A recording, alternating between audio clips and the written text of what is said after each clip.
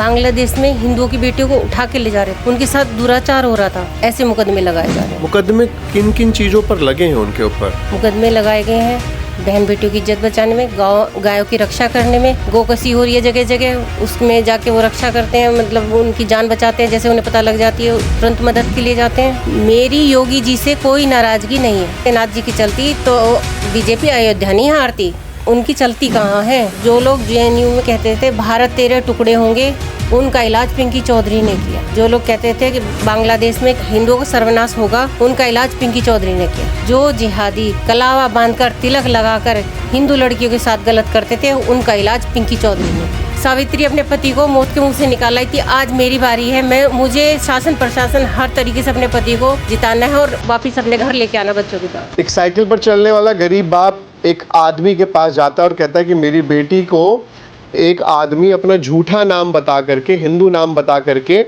मेरी बेटी को ले गया और मेरी बेटी की उम्र 14 साल है। वो आदमी थाने में गया था, उसको पीट करके भगा दिया गया।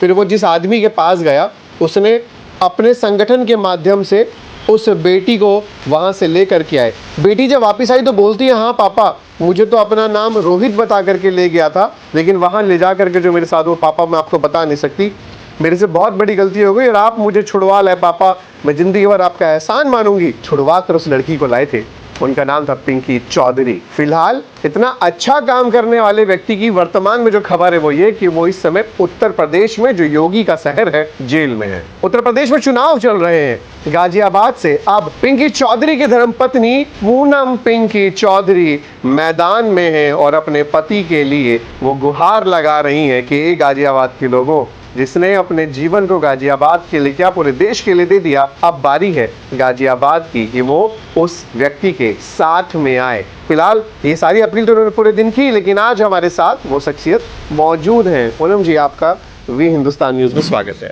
जय श्री राम। पहला प्रश्न तो सिर्फ ये बनता है, कितने दिन हो गए पिंकी चौधरी जी को जेल में गए हुए? 75 डेज हो गए। अच्छा, मतलब दिन आपको प्रॉपर याद है? और क्यों नहीं याद होगा, धर्म पत्नी है ये पिंकी चौधरी की, भारत की ये महिला है और एक एक दिन गिनना भी चाहिए क्योंकि पति जेल में है। और किस लिए जेल में है वो अभी इस इंटरव्यू के दौरान आपको काफी कुछ जानने को मिलेगा। कनेक्ट रहिएगा क्योंकि हो सकता है आपके घर में कुछ हुआ और उसमें भी महत्वपूर्ण रोल पिंकी चौधरी का रहा हो कुछ अच्छा करने में। पूनम जी, क्या लगता है आपके पति की गलती क्या थी? उन्होंने धर्म के प्रति काम किया और बहन बेटियों की इज्जत बचाई, और जो कि बांग्लादेश में हुआ किसी ने आवाज नहीं उठाई। हालांकि एक दिन पहले उन्होंने मोदी और योगी जी से विनती की थी कि भी आप हिंदू भाइयों को यहाँ ले आएं और उनके लिए बचाव के लिए कुछ करें, नहीं तो फिर हम करेंगे। तो जब योगी जी और मोदी जी ने नहीं सुना है, उसके बाद में आपके भैया ने आवाज उठाई है। जब उन्हें पता लगा तो उन्हें गुस्से में उन्होंने लाठी ली और कहा कि मैं, देखो कोई हथियार नहीं है, लाठी आम इंसान रख सकता है, ठीक है। और वो गए और लाठी से उन्होंने उन्हें वहाँ से हटाने की कोशिश की कि आप लोग अपने देश जाओ और हमारे हिंदू भाइयों को यहाँ भेजो। एक छोटी सी आवाज उठाई है और हिंदुत्व की आवाज उठाने की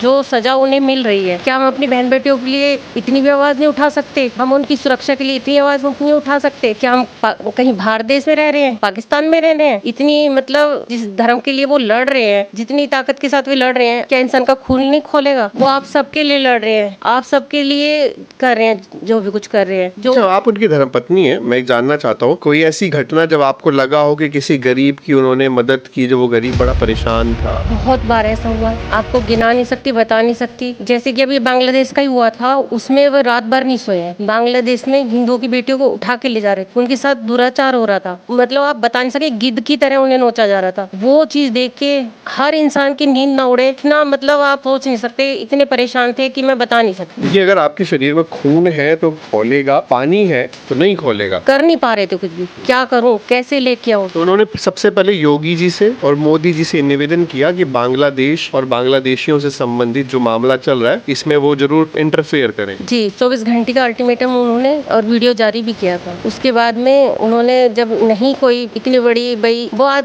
सत्ता में है और उसके होने के बाद उन्होंने कोई भी एक्शन नहीं लिया और इन्होंने फिर सोचा कि अपने भाई बहनों के लिए मैं कुछ करूं, तो वो ये कदम उन्होंने उठाया। किस तरीके से मदद करते थे पिंकी चौधरी लोगों की? एक बेटिया बहुत परेशान थी, उसने गूगल पे सर्च किया और देखा कि जैसे हिंदू रक्षा दल संगठन है वो महिलाओं की बहुत मदद करता है, तो उसने बीजेपी की, उसके पापा बहुत बड़े नेता रहे हैं और वो शर्म के मारे बता नहीं थी कि पापा का नाम खराब होगा, और बात को छुपा के बहुत परेशान। जैसे वो ऑफिस के लिए निकलती लड़की तो उसको गाली गलौज करना, बदतमीजी करना, उसे जबरदस्ती शादी के लिए मजबूर करना। बहुत तंग करने के बाद में जब उसने नंबर निकाला और इनसे कहा भैया आप अगर बात रखो छुपा के रखोगे तो मैं आपको बताऊं कि आपका संगठन ऐसे महिलाओं की मदद करता है। तो आपके भैया ने बोला बताओ, बिल्कुल सीक्रेट रखी जाएंगी। और उसके बाद में उसकी सारी बातें सीक्रेट रखी और उन्हें जो है मतलब ढाठा बंधवाया और उनकी सारी बात कैमरे पे भी रखी है और उनकी मदद करी और उसको फिर थाने भिजवाया। जो काम उसके पिता ने नहीं किया वो आपके भैया ने करवाया। कई बार उनके पास ऐसा भी हुआ जैसे पुलिस वालों के पास ये केस चले गए और जाने के बाद में उन्होंने क्या बोला कि आप पैसे लो और पुलिस वालों ने बोला हाँ जी, और पैसे लो और पीछे हट जाओ, केस बंद कर दो, फाइल बंद कि भाई आप इसे आगे ना चल सको, चलो। लेकिन वो धर्म के आगे पैसों को नहीं मानते, वो धर्म के प्रति अड़िग है, वो अपने धर्म के लिए कट्टर है। उन्हें पैसे नहीं चाहिए, अपना धर्म चाहिए, धर्म पहले। देखिए उत्तर प्रदेश में तो कहा जाता है कि योगी आदित्यनाथ की सरकार है और हिंदुत्व की सरकार है। आपको इलेक्शन में क्यों आना पड़ा हिंदुत्व की बात करते हुए? क्योंकि सपा की जब सरकार थी तो इन पे 6 मुकदमे थे। आज बीजेपी की सरकार है और आज मेरे पति पे 25 मुकदमे हैं। हिंदुत्व का काम करते हुए उन पे ऐसे मुकदमे लगाए जा रहे हैं। मुकदमे किन किन चीजों पर लगे हैं उनके ऊपर? मुकदमे लगाए गए हैं बहन बेटियों की इज्जत बचाने में, गायों की रक्षा करने में। गोकसी हो रही है जगह जगह, उसमें जाके वो रक्षा करते हैं, मतलब वो उनकी जान बचाते हैं। जैसे उन्हें पता लग जाती है तुरंत मदद के लिए जाते हैं। योगी आदित्यनाथ से गिला शिकवा तो होगी क्योंकि वो भी अपने को हिंदुत्व का चेहरा बोलते हैं, पिंकी चौधरी भी अपने को हिंदुत्व का चेहरा बोलते हैं, उसके बावजूद भी पिंकी चौधरी जेल में है। गुस्सा तो आता होगा योगी आदित्यनाथ जी के ऊपर? मेरी योगी जी से कोई नाराजगी नहीं है। अगर योगी आदित्यनाथ जी की चलती तो बीजेपी अयोध्या नहीं हारती, उनकी चलती कहाँ है। क्या योगी आदित्यनाथ आपको लगता है कि पिंकी चौधरी को पर्सनली जानते हैं? जी बिल्कुल जानते होंगे। गाजियाबाद में रेल से उतारा गया, पे लाठी चार्ज हुई तो ढाल बन के कौन खड़ा था? पिंकी चौधरी खड़े थे और उन्होंने उनकी रक्षा करी थी। उस टाइम भी वो हिंदुत्व के लिए खड़े हुए थे। पिंकी चौधरी जी को ये लालच नहीं था कि ये कल मुख्यमंत्री जी बनेंगे। पिंकी चौधरी जी का एक ही लक्ष्य था कि ये हिंदुत्व का काम करना है। मैं बहन बेटियों से सबसे ये कहूंगी कि आप सबके लिए मेरे पति जेल गए हैं, आप सबके लिए लड़ रहे थे। आपने अपना करवा चौथ का त्योहार जो मनाया वो अपने पतियों के साथ मनाया। अब दिवाली आ रही है, वो भी आप अपने बच्चों और पति के साथ और मनाओगे। मेरे बच्चे और मेरे परिवार अपने पापा के बिना ऐसे बैठे हैं। सुने, आप मान नहीं सकते कि बच्चों के मन पे क्या बीत रही है। अब आप सबको उनका साथ देना है और इस इलेक्शन में आशीर्वाद के साथ साथ भारी मत वोट से आपको उन्हें जिताना है। जब आप भर रहे थे इलेक्शन का पर्चा, उस समय आपकी आंखों में इतने आंसू क्यों फूट फूट के क्यों रो रहे थे? हिंदुत्व के लिए लड़ते आज उन्हें 30-35 साल हो गए और उसका परिणाम ये मिला है, शासन प्रशासन द्वारा उन्हें जेल में डाल दिया गया है। हिंदुत्व का काम करने के लिए ये सजा मिलती है। आप बहन बेटी की इज्जत बचाओगे तो आपको ये सजा मिलेगी। मैं गाजियाबाद की बेटी हूँ, बहन हूँ, आप सबकी बहन हूँ, आप सबकी बेटी हूँ। मैं झोली फैला के अपने पति के लिए वोट मांगती हूँ। वो आपके लिए लड़े हैं और मुझे वोट चाहिए और अपने पति को जिताना है और आगे भी उन्हें शासन प्रशासन से बचाना। और ये एक ही जरिया है कि मैं इस मैदान में उतर के अपने पति को हर तरीके से बचाऊं। जैसे सत्यवान और सावित्री थे, सावित्री अपने पति को मौत के मुंह से निकाला कि आज मेरी बारी है, मुझे शासन प्रशासन हर तरीके से अपने पति को जिताना है और वापिस अपने घर लेके आना बच्चों के पास। क्या फर्क पड़ेगा इस इलेक्शन का? एक सीट अगर भाजपा हार जाएगी तो भाजपा को कोई फर्क नहीं पड़ेगा, सरकार योगी जी की ही रहेगी। यदि एक सीट ये गाजियाबाद कि वो हार जाती है, एक पूरा परिवार बर्बाद हो जाएगा। पिंकी चौधरी जी ने समाज के लिए ही लड़ाई लड़ी है। प्रशासन ने जानबूझकर पिंकी चौधरी जी को चुनाव नहीं लड़ने दिया, लेकिन माता रानी चाहती थी कि मैं चुनाव लड़ूं, उनके आशीर्वाद से मैं चुनाव लड़ रही हूँ। क्या मांग है आपकी गाजियाबाद की मतलब लोगों से? गाजियाबाद की माताओं से, गाजियाबाद की बहनों से मेरा निवेदन है कि मुझे महाभारत की द्रौपदी ना बनने दें, क्योंकि उस समय अगर भीष्म पितामह चाहते तो गलत नहीं होता, बड़े योद्धा चाहते तो द्रौपदी के साथ गलत ना होता। आज मुझे भी आपका साथ चाहिए।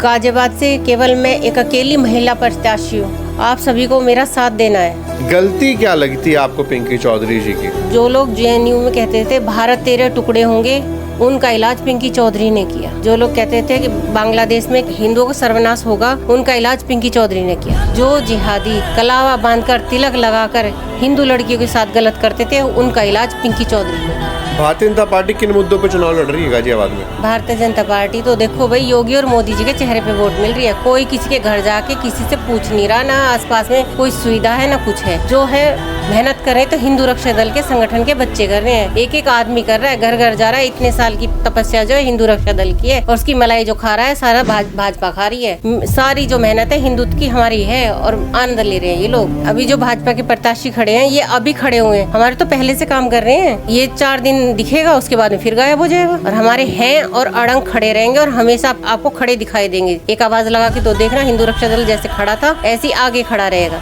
सबकी ऐसी मदद करेगा। गाजियाबाद की महिलाओं और बेटियों के लिए आपका क्या संदेश है? मैं बोलूँगी देखो, बेटी पढ़ाओ बेटी बचाओ, फायदा क्या हुआ? आपको सूटकेस में सजने के लिए थोड़ी ना हो, ये फ्रिज में आपको सजा दिया जाए तो आप दुर्गा बनो, काली बनो, पर बुरखे वाली कभी मत बनो।